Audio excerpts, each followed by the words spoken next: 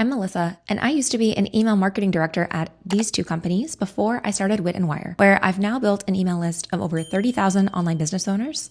And more importantly, I've designed systems that sell my courses and digital products consistently and sustainably, which allowed me to quit those great jobs to run my business full time. So I've seen the power of email marketing firsthand, both personally and professionally. And that's why today I wanted to share 3 essential email automations I recommend for course creators and service providers in any industry, starting with automation number 1, lead engines. In case you're new to email marketing, it's important to consider the 2 different ways that emails are sent. The first is called a broadcast, where an email is sent out on a set date and time to a group of subscribers. A few common examples include newsletters, flash sales, or new product releases. But the second strategy, and the focus of today's video, is automation.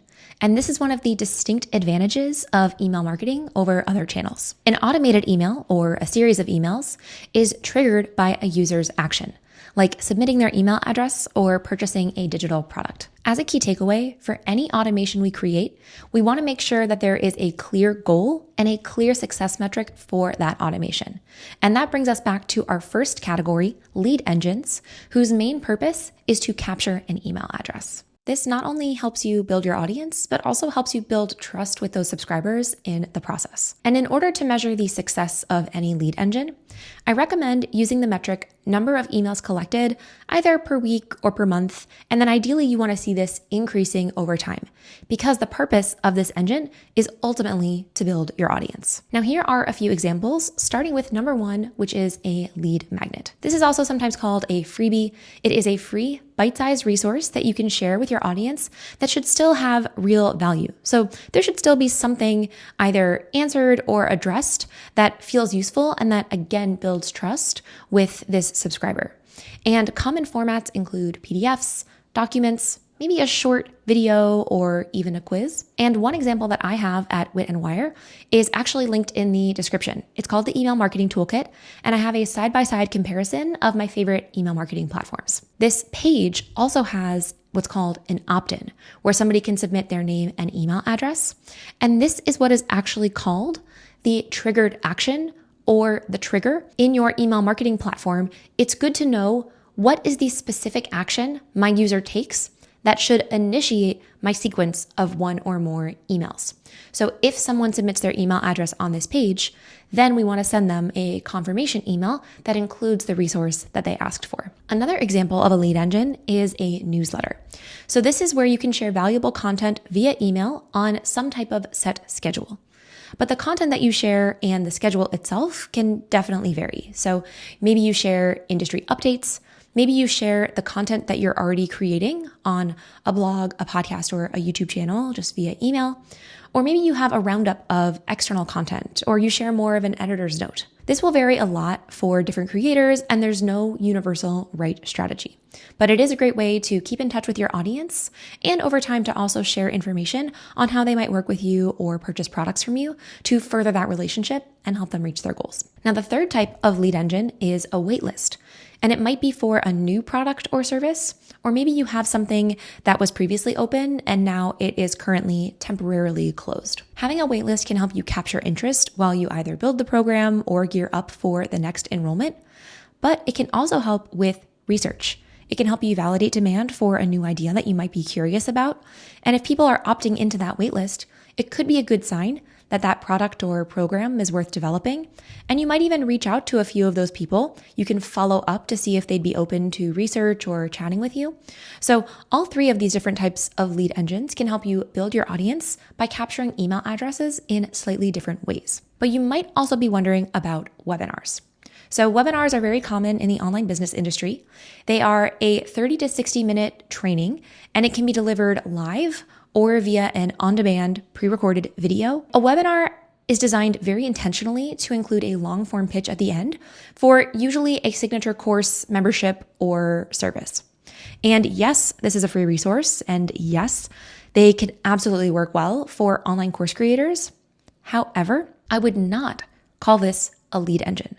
So this actually transitions into automation type number 2, which is sales engines. The purpose of a sales engine is to convert prospects into buyers. And a few common examples include a free webinar or a free one-on-one discovery call, which is usually for a one-on-one service. Now, in order to measure the success of any sales engine, you'll want to look at a few key metrics. First, I recommend looking at revenue in your currency and or the number of buyers that you get per month, and likely both. But I also recommend looking at the percentage of leads who convert into buyers. So for example, of the total number of people who booked a call, what percentage of them end up purchasing? Now let's further distinguish between lead engines and sales engines, because they do both start potentially with a free email capture, like downloading even a free lead magnet, booking a discovery call, registering for a webinar. Like at surface level, these all look like they are free and could be categorized similarly. The real difference comes down to how you would measure success. If you would measure success in revenue, it's a sales engine. So for me, I would not count a sales webinar as successful if I had 1,000 leads and $0 in sales. This is a subtle but very crucial difference, because when it comes to gauging success, it's okay if you have a free lead magnet that generates a lot of leads that perhaps doesn't immediately lead to purchases. Obviously, we'd want to look at that over time. But for something like a discovery call or a free webinar, those were intentionally designed to convert prospects into buyers. And that's why this distinction between lead engines and sales engines is so important. The next type of automation is what I call an action engine. This is the broadest category of automations whose purpose is to encourage action toward a specific goal. So a few examples include a welcome sequence for your new email subscribers, or new client onboarding after someone purchases a specific service. Now, the key metric you'll use to measure success will vary. For example, with a welcome sequence, some business owners might decide to encourage people to book a free call, while others share a specific mini product.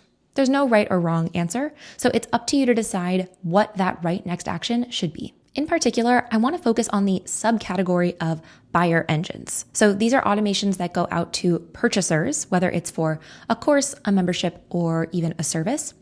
And the reason why these matter is starting right after purchase, your buyers' engagement and excitement levels are so high. But especially for something like maybe a membership or a program, they might not know where to start or what to do first.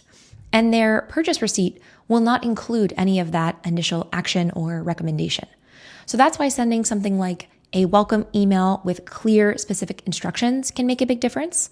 And for different programs, it might make sense to send 2 or more emails spaced out over the first week, or even, checking in over a longer period of time. It really varies based on what you're selling. But another takeaway I just wanted to share is that this goes beyond the welcome email, and buyer engagement does not end after purchase. So we want to think about things like, when does it make sense to send follow-up emails so that I can increase my buyers' outcomes and chances of success? We also have business goals. So how and when does it make sense to maybe ask for testimonials? There's no single right answer to any of these questions, but overall, your buyer engines should increase student satisfaction and results via clear, well-timed communication. And that's really what I think the magic and power of automations all comes down to. Now let's recap the 3 types of automations we covered. First, we talked about lead engines, whose purpose is capturing email addresses to build your audience. Then we talked about sales engines, whose goal is to convert prospects into buyers and give you a system to do so consistently over time, both for new and repeat customers. Finally, we talked about the broad category of action engines, whose goal is to encourage action and accountability to deepen relationships and encourage outcomes with both leads and buyers. Now, while we've focused on automation, you may also be wondering about broadcast emails. Because truthfully, the majority of your email subscribers are not in an automation at any point in time. So how do we keep in touch? The answer is through broadcast emails. Every business will have a different schedule of what suits you, but a broadcast email, as a recap, is scheduled at a set date and time for a group of subscribers. So that might include a newsletter, it might include occasional sales promotions or registration events, and there's no right schedule. This will vary a lot based on your goals and preferences. And my pro tip is to think about quarterly and monthly planning. But if you are interested in learning more about email marketing, you can find links in the description to some free resources from Wit and Wire to help you get started. If you haven't already, I hope you'll like this video and subscribe to Wit and Wire for more online business tutorials. And while you're here, here's another video I think you might enjoy.